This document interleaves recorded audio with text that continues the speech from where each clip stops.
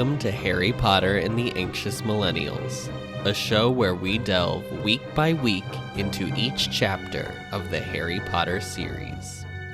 Hello, we're here. Hello, we're back. It's been a while for Adam and I. I got a shiver. I do nice. It's been a while for Adam and I, although it won't feel like it's been a while to any of our listeners, but for us, it's been a minute. It's been a week and a half. It's been 10 whole days. That's a really long time for us in this pod. Yeah, because it was last Sunday. It was the Sunday before. Not this before past I Sunday, went. but the Sunday before. Yeah. And then today's a Friday. Yes. This is a peek behind the curtain. Oh, yes. An extra peek behind the curtain. Wow. Look at the service. What a husband you've got. Oh, wow.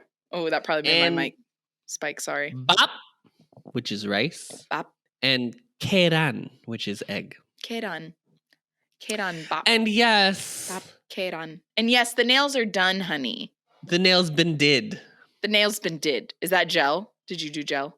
We did gel. Mm-hmm. What's RJ's color? RJ, let me see your nails. RJ's nails are blue. RJ, your presence is requested. Oh my God, you guys have 17 nail color. RJ, here comes RJ's boot.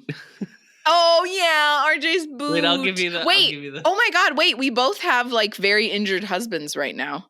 Yes. Mm-hmm. But anyway, we're here to talk about Harry Potter. This week we read chapter 17 called The Four Champions. Adam, what happens in this chapter? Please tell me. Harry deals with the fallout of his name coming out of the Goblet of Fire. Very well said. Correct. Very succinct. Yeah, I liked it. I just like the term like dealing with the fallout. Yeah. I like it. And that's really what it is, because it came out of the Goblet of Fire. It fell right out of the goblet. Literally. Flew.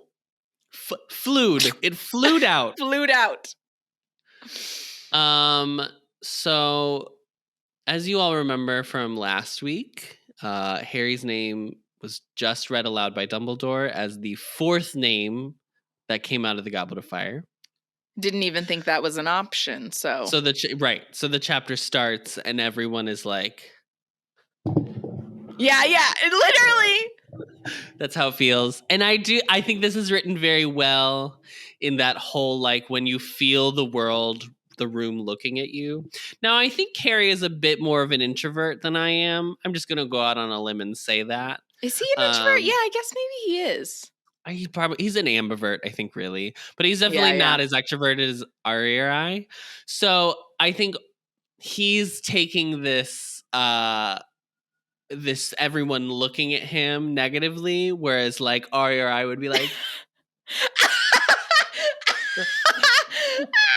it's weird though, because sometimes it has to be in the right moment. Because do you know, when even as an extrovert, sometimes if it's like you want the attention just because you're an extrovert, but then when you do get the attention, sometimes you're like, oh shit, but now what do I do?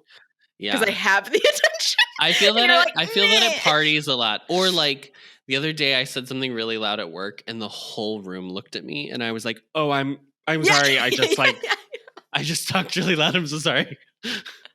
Please go about your day. So everybody's staring at Harry. There's this description of him walking down between the Gryffindor table and the Hufflepuff table, and she describes it as he's walking toward the head table, but it doesn't seem to be getting any closer, and the journey seems very long. And I was like, oh, that's such a cool, I don't know, I just really like the way that sentence was written. Mm-hmm. So the room is shook.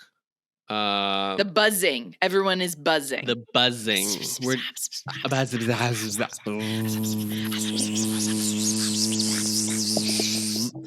And he goes to where the other three Triwizard champions have just left. So the trophy room. Green room. The green room. Yeah, this is the green room. And my favorite thing, so he walks by these portraits and all the portraits, everybody's buzzing. Now, this is annoying. I get it. Okay, like I was on board until it got to the portraits. And then I was like, let's Pick it up. Pick it up. We So get that's my it. one note for this chapter. We just can pick it up a little bit, which I do think the movie does, and then we'll talk about that. Yeah. But so he walks in, and the three champions look at him. And this is my favorite thing. Fleur goes, "So what? Are we doing something now? Did they send you to tell us something?" And I was like, the audacity of Fleur Delacour to be like, "Oh yeah, they chose hair." She doesn't even recognize. No. Which I stand. I love that she has no idea who Harry Potter is. I think it's so funny. And then there's another moment that happens with Fleur later. Yes, she literally thinks he's Ball Boy, and he's like, yes, it's so funny. It's so funny. And he just is like, and that doesn't say anything, and like he just stands there. It's so good. So Ludo Bagman comes in next, and he's like, "Well, Harry, my boy." Wait, I'm sorry. Please go back. She asks him, "So do they?" I can't remember exactly what she said. She's like, "Do they need? Do they need something else?" I'm Fleur in this. Okay, I will be Fleur in this moment, right? Okay. She's like, "Oh, okay. So they need anything from us?"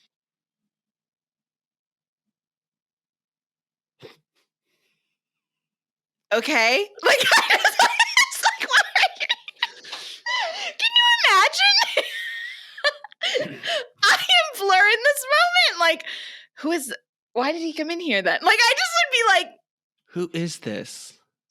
Will someone tell me who this is? Yeah, I literally, because like, I'm so picturing her in the middle of the two boys, and she's just like,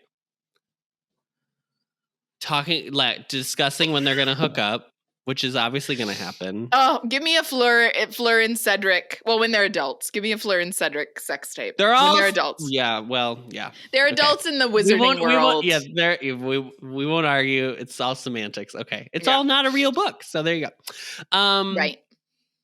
So Ludo Bagman comes in and he's like, "Well, look at that. Who'd have guessed? This is crazy kooky." Once again, I'm reminded that it was very easy to get rid of this character. Yeah. Because he really doesn't add anything.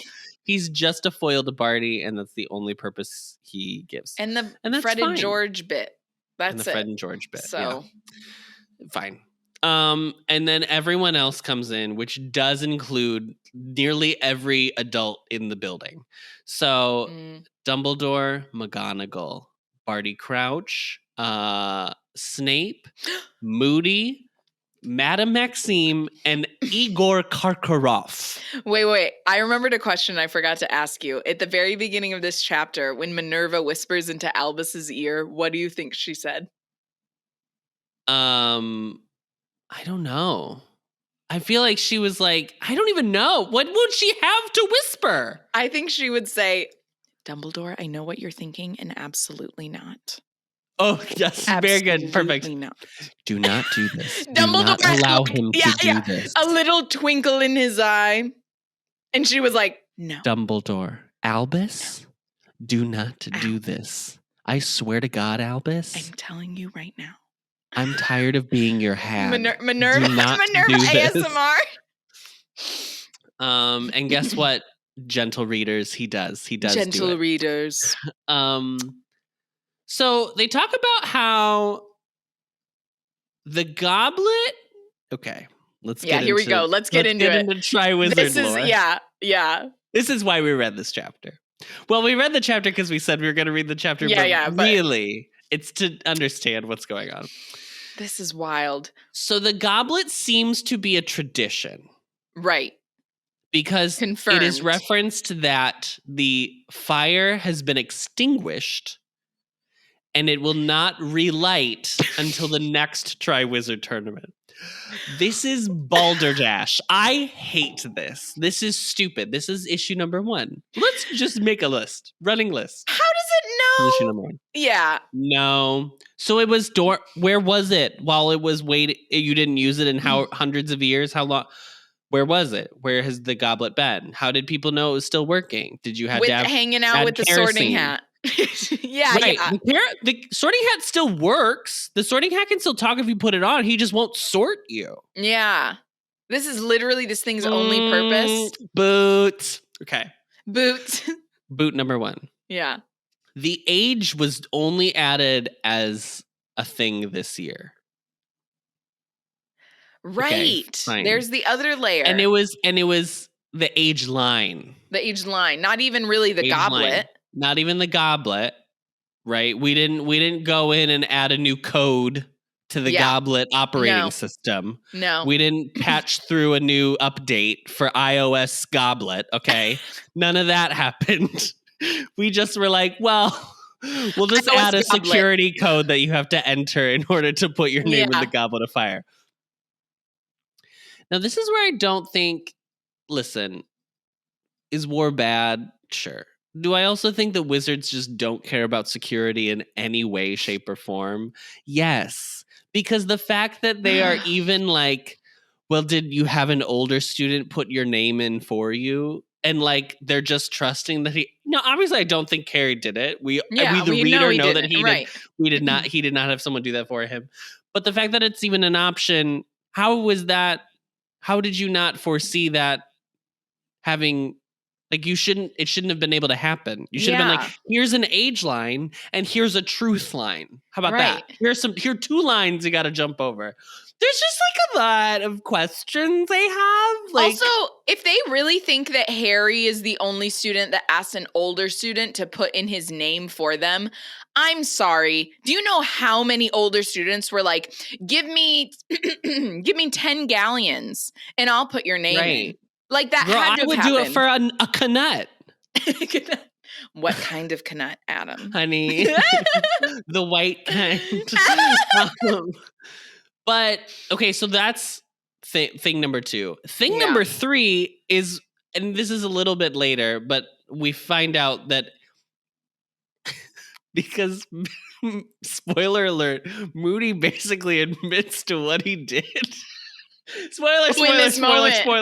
In this moment? Or you're talking about at the end? Yeah. Barty Crouch Jr. is like, well, someone must have confounded the goblet and then put his name under a 4th school, and the goblet thought there were 4 schools it has to choose now.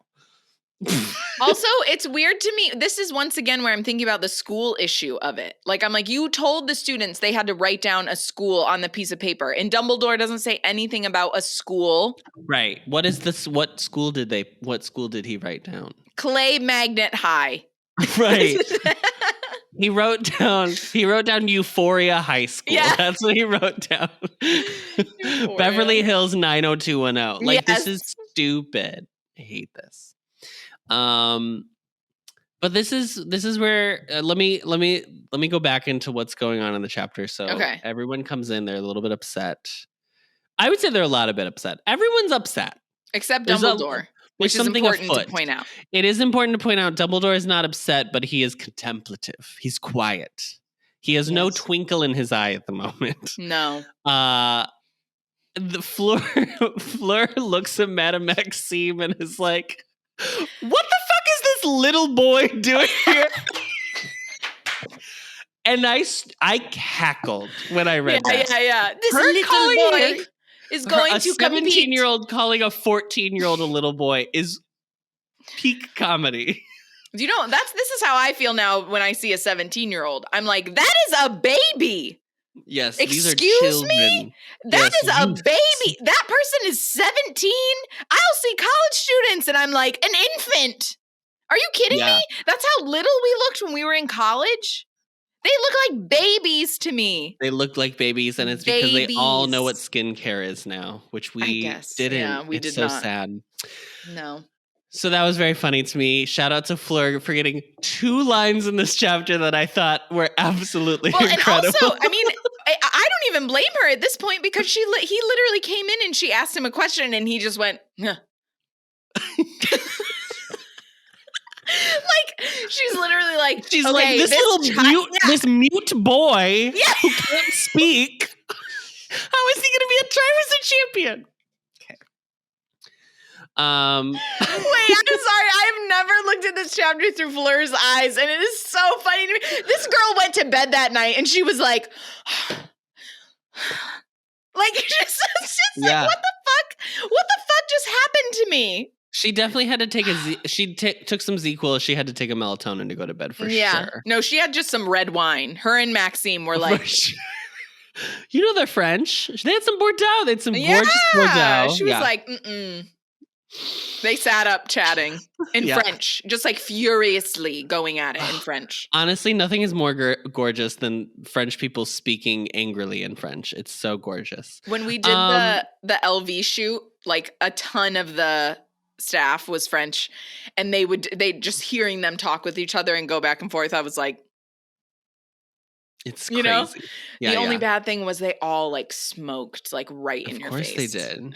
So terrible. Did Fleur. Like, Fleur and Maxime leave this room to go have a cigarette. They light as soon as they walk out. Yeah. Okay. So Madame Maxime is like, well, this is unjust. And you know what? She's right. And this, I would like to say, further confirms that Madame Maxime is a drag queen, because the fact that she calls Dumbledore the only other gay character that we know in this universe, the fact that she refers to Dumbledore as Dumbledore, a 2-sentence gay man. Yeah, literally.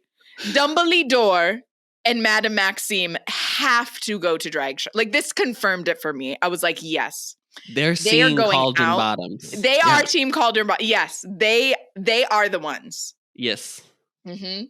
I was like, it's here. I see it. Literally, it was like Madame Maxime's large bosom swelled, and then she was like, Dumbledore. And I was like, drag queen. Fully dragged. Fully a drag queen. Breastplate. Yeah, breastplate is here. And then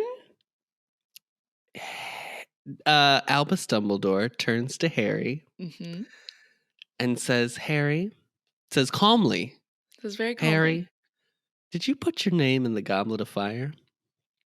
Now, we're not going to spend a lot of time talking about this moment because I think I do think it has been talked to death online. It's a meme. Michael was like, oh yeah, it's a meme now. In the film adaptation, and we'll probably talk about it again when we get to the film. Yeah, we can say there was a different choice made. And I don't know. You all know what we're talking about. We all know what we're talking about. There's a different energy that Dumbledore's giving in the scene. It's not giving what the book is giving. I'm sorry though. I don't know why everyone was surprised. He has been giving you different energy. Like, this is not new. You didn't read the books? No. So this is what in that moment when everyone lost their mind, I was like, yeah, obviously. He already has not been doing Dumbledore the way that like it has been written. That's already happening. Right. And I do think for the reading the book, I think the way that this is written works really well. But I think for a movie, it would look really boring. Does that make sense? Yes. Like, I think if you had the heightened moment and then you came down immediately to everyone just having a conversation, like that's a little boring. So I don't. Whatever, we're going to quibble with it later when we get to the movie. There is a way to make it as intense without doing what the choice that was made. So we'll keep that analysis. For this filmmaker. The film. No. We'll get to that. We'll get to that. I did not know. If you would have told me that like doing this podcast, we would end up like going in on like Mike Newell's directing of that film, I would have been like, oh no, but yeah, especially after the 20th anniversary dropped and just how he talked to Emma. I was like, I don't like that.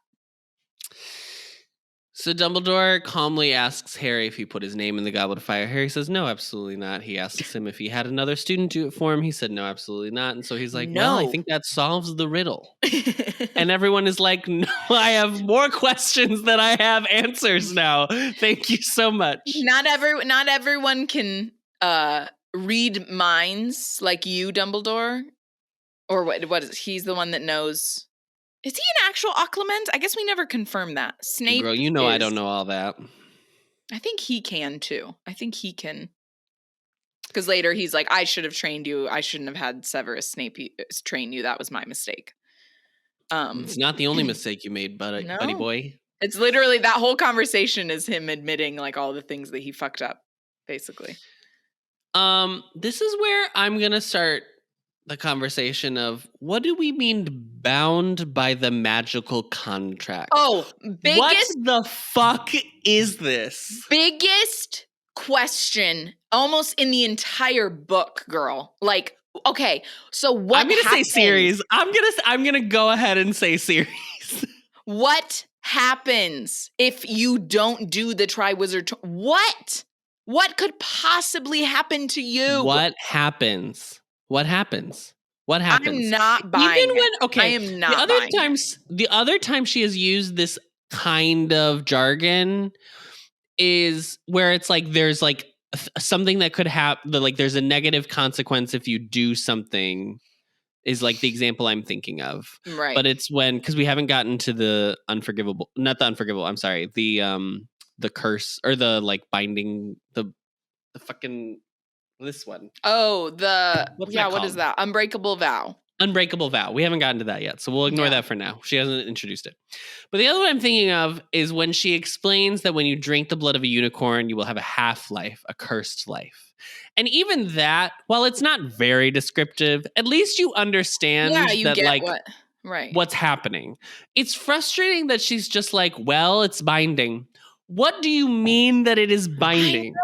There has to be a clause. There has to be, this is boo, boo, boo, boo, boo, boo, bad, boo, bad. And also, I just keep thinking about how since Harry actually did not put his name in, how is he bound to anything? And further to back up my point, Moody is the one who put his name in the goblet and nothing happens to Moody. Moody doesn't shrivel up and die. He doesn't get like welts all over his body. Nothing happens. He's not competing in the tournament. What is this binding magical contract? What does it mean? What does it mean? What happens? Because it comes up now and then it comes up later when Karkaroff is like, well, we'll just go. And they're like, well, we know you won't because he's bound to do it. Bound by what? Who? Who is bounding them? Who is binding the book? I was like, I understand. There's like the part of me, right, when I'm reading this, that's like, I understand that she's just trying to do the thing of like, and this is why the whole book is about Harry. The whole thing is Harry's competing in the Triwizard Tournament. It has to happen for the book. I understand that. I still feel like there is a way to make it so that we are like, oh, this is so unfortunate, but like, yeah, he does have to compete now. I don't buy that. I don't buy it. I don't believe it. Yeah, there's no way. I'm not buying what you're selling. There has to be a way around it. I'm just like, no, the like bits of being like, well, it's a binding magical contract. I'm like, go into more detail. This is the first time where I'm like, tell me more about this shit. You know what? Let me pause. Let me just, for fun, while we're here, let me just take a look and see if she has done the classic Joe Rowling. I will address it later on Pottermore. Oh, okay. Just to see. Okay. Just to see. I'm not going to give her a pass, but at least I will have a question answered. Maybe, yeah, I don't know. So listeners, there is no explanation as to what a binding magical contract is. It seems really sketch. How are we entering into agreement that we did not actually enter ourselves into? How is Harry Potter even... How is, like... I just don't think anything would happen to him. He didn't put his name in. Something about you being the person that puts the name in has to... Right. That's the only way. Because what else? Nothing else happens other than you interacting with that. Nothing else happens. They didn't sign anything. No. They just put a piece of paper in a flame, in a blue flame. And also his paper would have a different school on it. Thank you. This is what I'm saying. So it's Harry Potter at that school and make him participate. Yeah. I'm just like, it's a non-existent school. What is this? That seems like a flaw with the Goblet of Fire, y'all. That doesn't seem like a me problem. It doesn't make any sense. It's huge. It's huge question I will always have. Always. She's never going to answer because she doesn't have an answer because there's no explanation. I almost would prefer that. Like, I'm at the point where I would just rather her be like, yeah, I didn't think that all the way through. Because I would be like, thank you. We already know. I hate it. I hate it so much. I hate everything about it. Yeah. I almost wish he had like, I don't know. Maybe I wish that like it had it had spit out his name only instead of Cedric. So then at least it's like, well, he has to compete because then like if the thing was like Hogwarts, if you don't compete, then there is no champion from your school, and so your school loses out entirely on the chance to like win, I guess. Then like fine, but like in this scenario, they could be like, okay, well, Harry, you can't participate because you're not of age, and then he would be like, okay, Cedric's gonna win. I'm just like, anyone could put in anyone's name at that point. Anyone can put in anyone's name. It doesn't make sense. I don't like it. I'm not into it. Anyone, just a 7th year could have thrown in Colin Creevy's name for fun. Colin Creevy. Guys, what are we doing?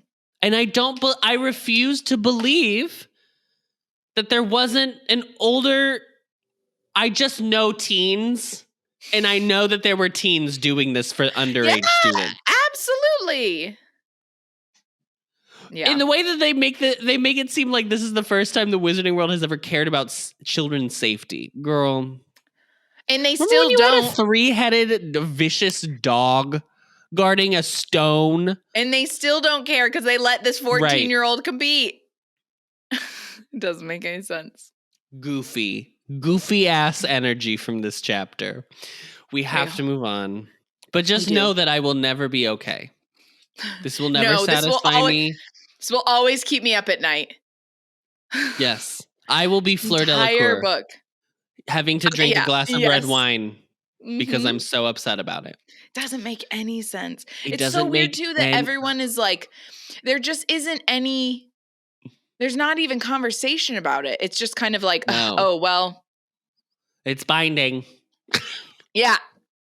By who? By what? How? By who? By what? By how? What happens?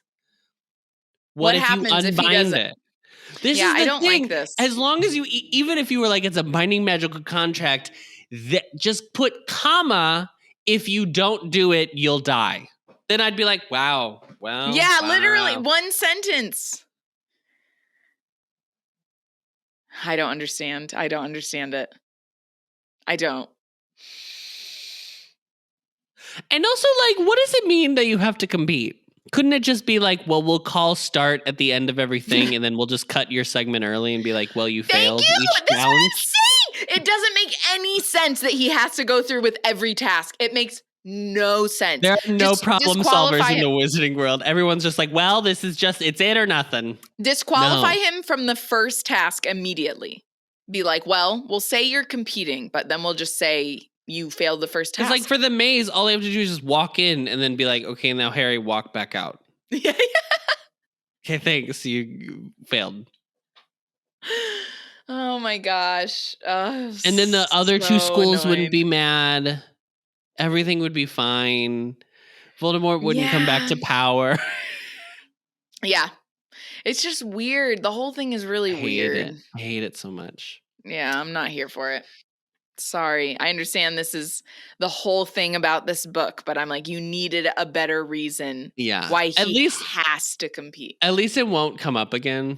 Like, she kind of just does it once, and then it's like, and this is the reason now he has to do it, and we're all just accepting. Fine. But it's even like, just when, well, sorry, what? No, you're right. I mean, say it. Say it. It's crazy. I was just going to say, when Ron is like kind of arguing with him, I'm like, why are you doing it? Like, he's just been like, well, I didn't put my name in. It's like, okay, fine, whatever. Why are you actually doing it? Why are you going through with it? Why? Like, I would just be like, you don't have to do it. Why? It's so weird. It's so weird to me. I think the Wizarding community is bad. And I'm here to say that on this podcast. I think they're bad. I think they're bad people. I think they're all stunted. I think they all have arrested development. I think they're all children, even as adults. And I think they are stupid. I hate them. I mean, the way that the ministry is run, if that is setting the tone, like, that's what's... And it's so frustrating because she introduces, like, Bagman to be like, well, he knows all the rules. Then, girl, what's the rule? What's the rule, Mary? And then why is Crouch there then? Like, why do you need both of them there? What is going on? I meant Crouch. I meant Crouch knows all the rules. Okay. Sorry. Crouch knows all the rules. Then what? Ludo's there to be the poster child, I guess. Like, it's just weird. And then they both, I mean, okay, so I don't know if you remember this, but like at this point, Barty Crouch Jr. is controlling Barty Crouch Sr. He's imperious. So him saying yes and everything. Here's another thing. Let's talk about this. We probably shouldn't talk about it yet, but like, how are we just hearing about this man who is this powerful? He's this powerful that he's polyjuice potioning at least every day. Also has like, how is he imperiousing someone from afar? How do you do that? Yeah, I don't know. That's a good question. What's happening? This is the chapter of like all the questions we never knew we had. It's just like all the things. Yeah, I don't know. I don't know how he's doing that. I don't know. Okay. So Moody comes in and he's like, oh, I bet someone put Harry's name in because they want him dead. Which is a very Moody thing to say. It's me. But it's also accurate. Yeah. It is crazy how... Literally giving himself away. He's literally giving himself away in this moment, but because people have such a strong thought of who... They have such a strong connection as to who they think Mad-Eye Moody is, that this all makes sense as to why he would be saying this. Yeah. It's very... Listen, the plot was very good. Very solid, smart. You'd have to know that all the adults are stupid and there would be no actual recourse for anything happening. Anyway. So Moody's like, well, I don't know. Looks like somebody, I won't name names, Karkaroff, put his name into the Goblet of Fire. And literally Karkaroff is like, now why am I in it? What did I do? Excuse me? You're just trying to shrug it off as if he's not really offended. I'm like, right. You were a Death Eater! And then Snape is like, well, Harry's been breaking rules for years. Girl, listen to yourself. This is a child. Snape. I need you to grow up. Snape, shut the fuck up. Like, literally leave. What are you doing? Who invited you here? Yeah. And also, you know that Harry is telling the truth right now, so shut the fuck up. Like, I hate him in this moment. I'm like, you know what I hate? Do you know what I hate? I hate that Snape will always be there for these meetings. Fine. He's the head of Slytherin House. He's Dumbledore's were the other heads of house there? This is what I'm saying. No, they weren't. And she does this all the time where it's just McGonagall and Snape. And I would just have rathered her always be like, and then all four heads of house. Yes, come. Right. And because all then of them come in. I understand why Snape's there. Yeah. But like, why does Snape need to get your ass out of this conversation? This is an AB, so see ya. Dumbledore literally is like, Severus, enough. So I'm like, literally, he's like, you know he shouldn't be here too. I'm sorry, everybody. One moment. Severus, I'm going to need you to shut the absolute fuck up right now. This isn't cute anymore. Mouth. Shut your goddamn whore mouth, Kathy. Yeah, your whore mouth. Oh my God. It's just a lot. Okay. So Barty, they're like, well, it's settled. Harry's competing. Ha ha ha. Great.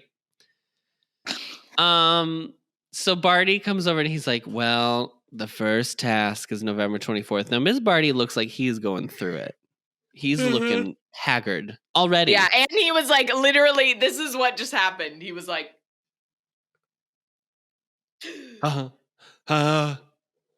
so, when we begin the tournament, we will. It's just like standing in the, what is that picture of the guy just like standing off, like looking like so disheveled. Talking about the meme. So the first task is November 24th. The champions are exempted from end of the year tests. Does this mean newts as well? Yeah, what does this mean? Because aren't newts where you place for like what career you can have?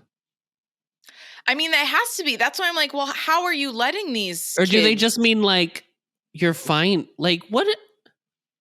I don't know. That doesn't really make sense since they're all 7th years other than Harry.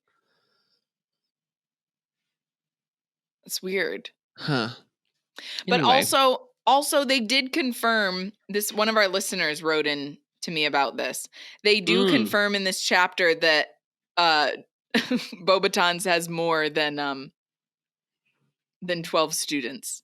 Because they were like, when Karkaroff's like, well, we'll go back and we'll bring more students, or we'll bring, go back. And they're like, no, you can't do that. But he's like, I'm going to go back and get a bunch more students. And then we're going to, I was like, yeah. Okay, so he's like, well, we'll just start putting names in until everybody has 2 champions. Yeah. And they're like, well, the flame's out. We don't know how to relight the flame. The flame just turns on when we announce that there's a Triwizard tournament. I hate this. So much.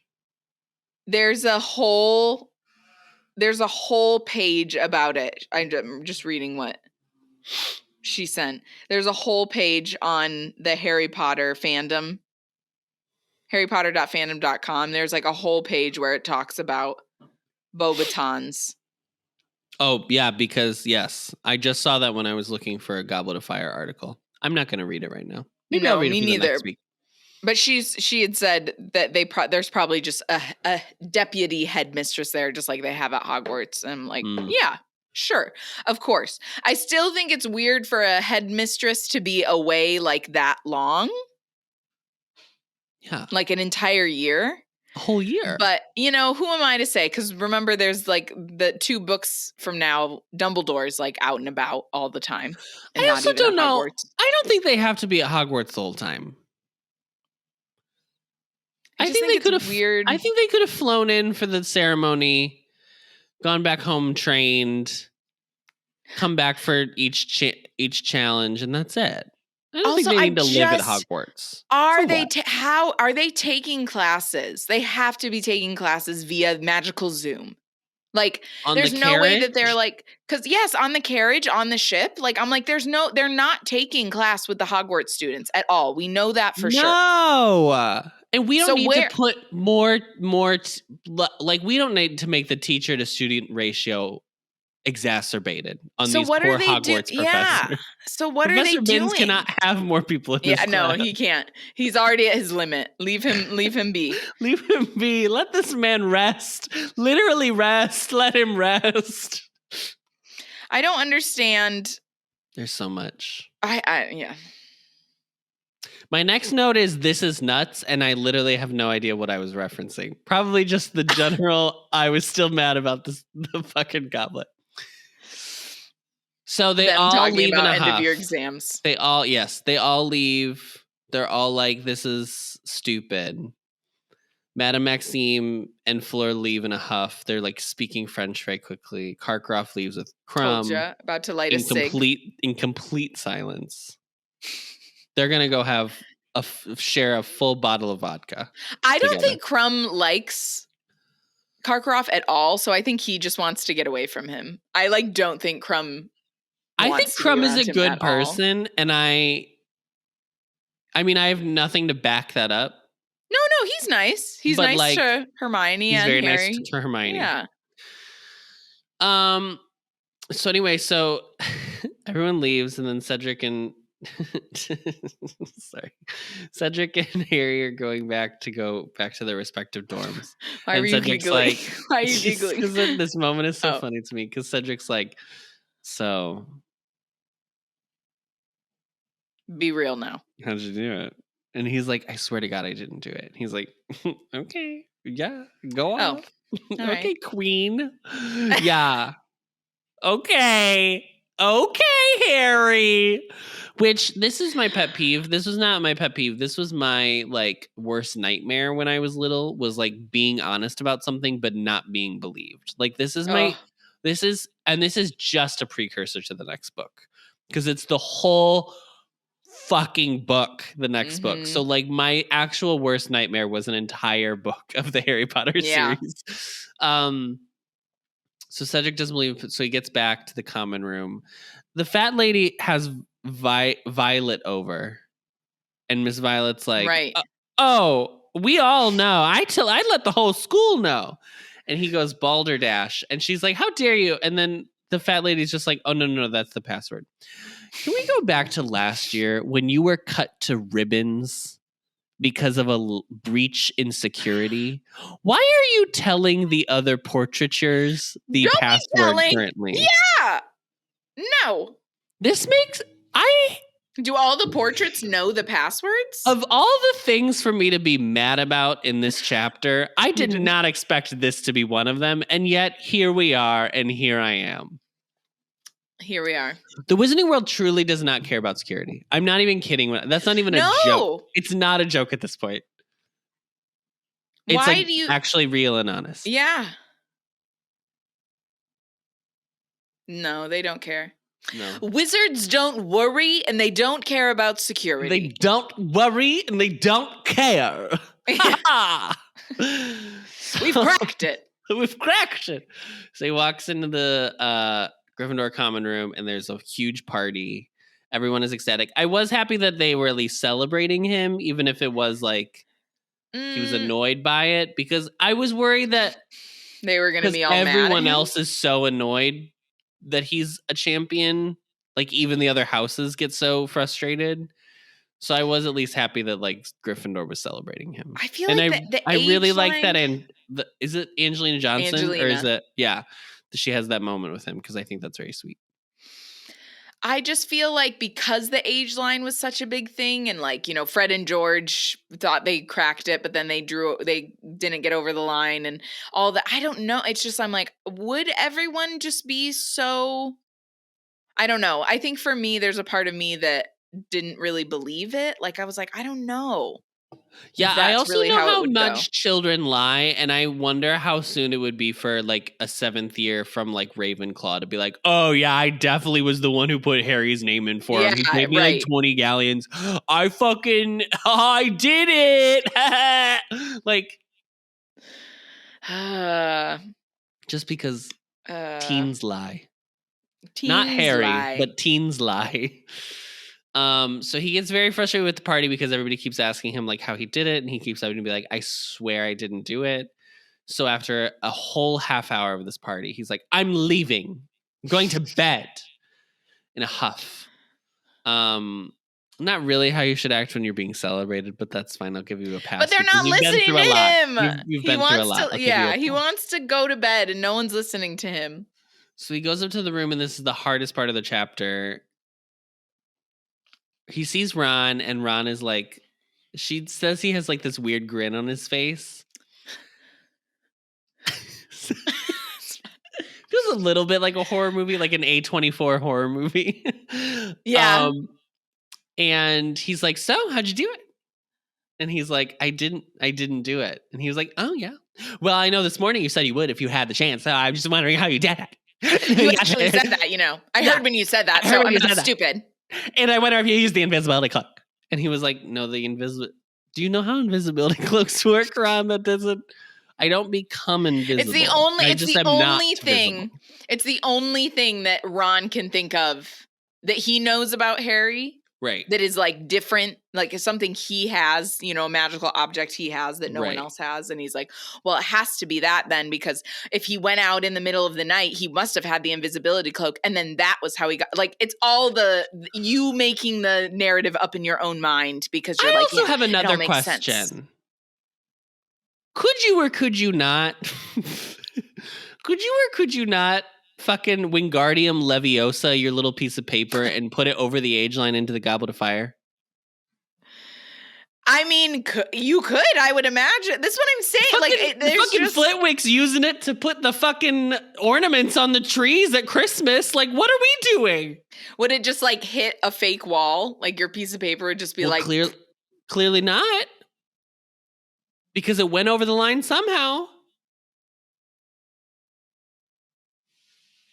Oh, you don't think Moody actually stepped over the age line? I think he did.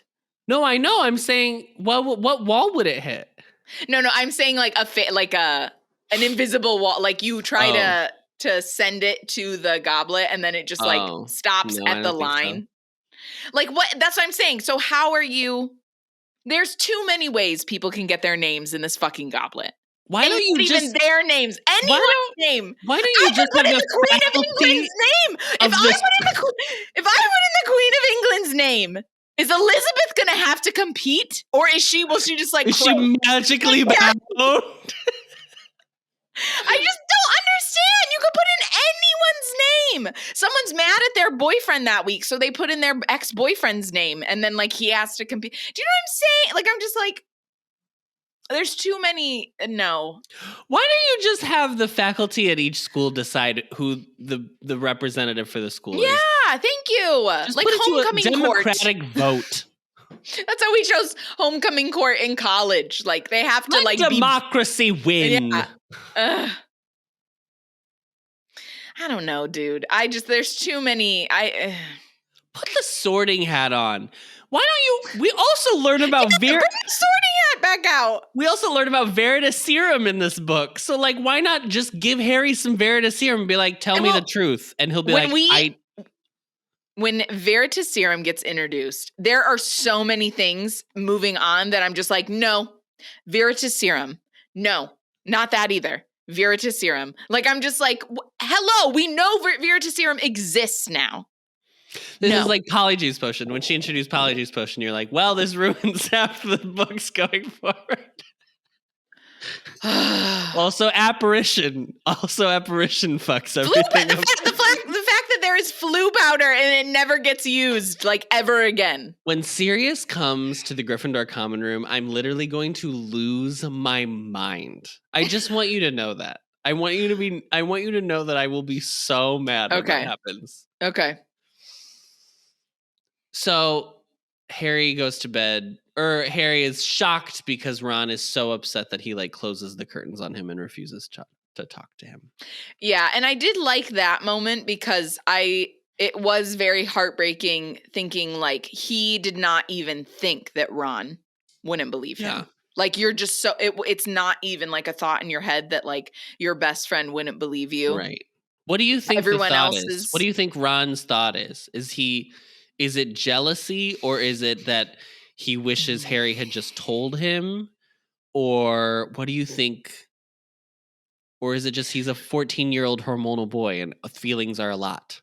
I think it's probably a combination of a lot of those things at once, because I'm just thinking back to being 14, and it's like when you feel jealous, you can't really even like articulate it really, or like, you know, so I'm sure there's just like jealousy that's happening inside of him just in general, but then also, yeah, this frustration of like, well, if you did figure it out, why wouldn't you have told me? Like, because I do think if Ron would have figured it out, he would have told Harry. Like, he would have included him in that.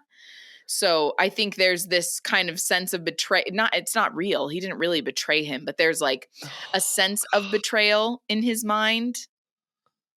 And then there's the jealousy, which makes it, the jealousy is like confirming his paranoia. Right. Basically. Right. Because it's like, yeah, well, if he did that and like he always gets the attention, then it's just like a monster is born in that moment. Ron has gone full QAnon. And he's like, Cedric was the rightful winner of the 2020 presidential election. And how very dare Harry also win. This does not apply to this, though, because Cedric did get chosen fairly. So we can't even use that as an example. Oh, it will be used. Someone out there is doing it. Someone out there has made a whole YouTube video. For sure. Yeah. Comparing Trump to Cedric Diggory. I can't even say it. Not the same at all. Not the same at all. Oh, no. I hate him. He's a great guy. Honestly, he's never Trump. Shitty in this book. So that's he's always a very nice guy. And not a nice guy as in like nice guy. Like a genuinely good person. Yes. Yeah. He's a Hufflepuff. I love him. He's a Hufflepuff. We're the best, y'all. We're the best house. We're the best. Everybody wants to be a Hufflepuff's friend. You don't have to worry about our intentions, okay? Right. What do you think if this would have happened when you were 14 and it was like your best friend? Do you think there would have been a part of you that would have thought they did do it? I'm like trying to think back to being 14. 14 is like freshman year. Is that right? Yeah. Oh my God. It's just weird though, because like Harry hasn't ever lied to them. Like it'd be different if you had a friend who like would lie to you. Like then I would be like, oh, well, yeah, you've lied to me before. But I'm like, Harry has never lied to him about anything. So I don't, it's very upsetting. Yeah. I don't know. I wonder, I don't think I would. I think I would like be like, did you do it? I think I would do the Hermione reaction the where question. in the next chapter, Hermione's like, so did you? And he's like, no. And she's like, okay. Great. Yeah, right. That's all I needed to know. I'd be like, you didn't do it, right? And he'd be like, no. And I'd be like, you promise. And he'd be like, no. And I'd be like, okay, I believe you. I just had to ask because, right. Just like how this week RJ was going through, he had like a foot thing, he had a head thing, he's got a cold, all this stuff. And so I was like, RJ, do you have Munchausen's? And he was like, no. And I was like, just asking the question. I'm just asking. Don't shoot the messenger. Well, thank you. Yeah. That welcome. Was great. Mm-hmm. You look very tired after that chapter. I'm so tired. What a chapter. Well, all right. Yeah, what a chapter. And that wraps up this chapter. Next week, we'll be reading chapter 18 called The Weighing of the Wands. I like the title of that chapter. The Weighing of the Wands. Yeah, we're going to have three. I just checked. We're going to have 3 chapters in a row of Ron being mad at Harry. Oh, okay. By chapter 3, I just looked on my list because it's Weighing of the Wands, Hungarian Horntail, and then First Task. Okay. So, and then he'll finally be like, wow, that was such a crazy thing you had to do. I can't believe no one would do that willingly. Wow, you almost died. So now I believe you. Yeah. God. Yeah, The Weighing of the Wands. I'm excited about that. I just love wand lore, you know. I like when we talk about the wands. Like that Mr. Ollivander. Ollivander shows up. Yep. Rita Skeeter. Yes, Rita. Rita's here. Rita. Rita, bitch. So that's what we're doing. Rita ho. Rita, bitch, Rita. Rita Skeeta. I really like her name, by the way. Rita Skeeta. Rita Skeeta. Rita Skeeta. This week we do not have a review. You can find the podcast on Apple Podcasts, Spotify, Stitcher, or wherever you find your podcasts, as well as video versions of the Ampliverse YouTube channel. As always, don't forget to review and subscribe so that we can get a perfect Newt score, 5 stars only, or else you'll be entered into a binding magical contract, but we can't tell you why it's binding, but just know that it is, so don't question it because it's a binding contract. You know it's binding. You're bound. You're bound. You've been bound. You've been bound. And don't forget to follow us on Twitter at HPAnxious, Instagram at HPAnxious, and YouTube at The Ampliverse. We are hosted on Anchor. Do you have to, they break your wand? Like they expel you from your school? Like what are the consequences? Do you become a squib?